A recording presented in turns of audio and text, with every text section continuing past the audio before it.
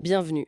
Aujourd'hui, on plonge dans un sujet qui peut sembler très technique au premier abord, la dette technique. Mais on va voir que c'est en fait bien plus que ça. C'est un phénomène complexe qui s'infiltre dans les organisations. Pour en parler, on s'est basé sur pas mal de sources, des articles, des analyses du SIGREF, de consultants, des retours d'expérience, et même une petite touche de réflexion plus organisationnelle, presque psycho, on pourrait dire. Notre but, essayer de comprendre ce qu'est cette fameuse dette, d'où elle vient vraiment, et surtout, pourquoi c'est si important de la gérer, et pas juste pour les informaticiens. Allez, on y va. Alors, pour commencer, c'est quoi la dette Haïti, au sens large? Le SIGREF, on parle comme de l'écart, en fait, entre l'état actuel du système d'information, le CI, et puis l'état qu'on voudrait atteindre, l'état de l'art. Et ça recouvre plusieurs choses, hein. Il y a la dette technique pure, bon, le code, les technos vieillissantes, mais aussi la dette applicative, des applications qui sont dépassées ou pour lesquelles on n'a plus les compétences. Et même une dette fonctionnelle, quand des fonctions deviennent inutiles ou trop complexes. C'est un peu l'image du tiroir fourre-tout qui finit par ne plus fermer, c'est ça? Exactement. On y met les rustines, les solutions rapides, et à la fin, c'est le bazar. C'est ingérable. D'accord. Mais alors, comment on en arrive là? Quelles sont les causes? Ah, les causes. Elles sont multiples. Souvent, ce qu'on voit en premier, c'est la pression des délais. Hein. Faut sortir le projet vite, donc on fait des compromis. Il y a aussi l'obsolescence des technologies, les changements constants qui bousculent tout, un manque de rigueur sur la qualité parfois, ou alors les compétences qui manquent, ou une externalisation qui n'est pas super bien maîtrisée. Et ce qui est intéressant, c'est que d'après certaines sources, parfois, c'est presque un choix.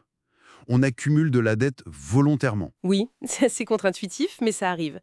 On décide de repousser une refonte, par exemple, pour lancer un produit plus vite sur le marché. C'est un pari, quoi. Un pari sur l'avenir qui peut se retourner contre nous. Tout à fait. Mais au-delà de ces raisons, disons, visibles, il y a peut-être des choses plus profondes, au niveau de l'organisation elle-même. Certains travaux, inspirés par la psychosociologie des organisations, comme ceux d'Eliot Jacks, suggèrent que les organisations mettent en place des défenses contre l'anxiété. L'incertitude, la complexité, ça génère de l'angoisse. Et une façon de gérer ça, c'est parfois de projeter les problèmes sur un groupe, un bouc émissaire. L'IT est souvent une cible facile, non? Pour éviter de voir des problèmes plus structurels. Donc, cette dette technique qui s'accumule, ça pourrait être le signe, le symptôme d'un évitement collectif. Le refus de regarder en face la complexité, le vieillissement inévitable des systèmes, ou même la nécessité de changer des choses qui font peur. C'est une lecture, oui. Et ça change complètement la perspective. Le problème n'est plus seulement technique, il devient aussi culturel, organisationnel. Cette inertie face à la dette, elle pourrait traduire une résistance au changement plus générale, une peur de. De perdre le contrôle, ou peut-être un déni de cette obsolescence qui nous concerne tous, en fait. Et pendant ce temps, la dette, elle a des conséquences bien réelles, et pas des moindres. Ah oui, ça va des systèmes qui rament, qui sont lents, aux failles de sécurité qui se multiplient. Le CRTFR et d'autres alertent souvent là-dessus. Sans parler de la difficulté à faire évoluer quoi que ce soit. L'infrastructure devient rigide, et les coûts de maintenance, y grimpent en flèche. Exactement. Et il y a aussi ce qu'on appelle le coût d'opportunité. Toutes ces innovations qu'on ne peut pas faire parce que le SI ne suit pas.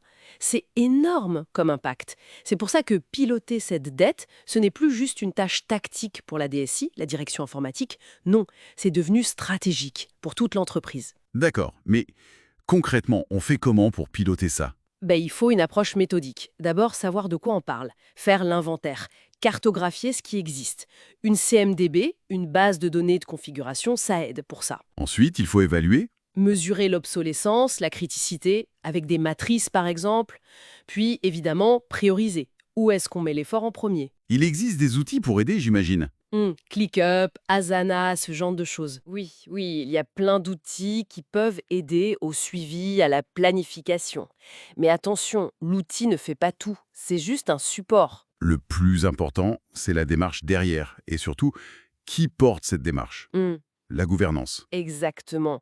Il faut que ce soit porté au plus haut niveau. La direction générale, les métiers doivent être impliqués. Il faut un budget dédié, des responsabilités claires, une vision partagée. Sans cette impulsion stratégique, les efforts techniques risquent de rester lettre morte ou d'être insuffisants. Donc si on résume, Cette dette technique, c'est bien plus qu'un simple problème de code ou de serveur vieillissant.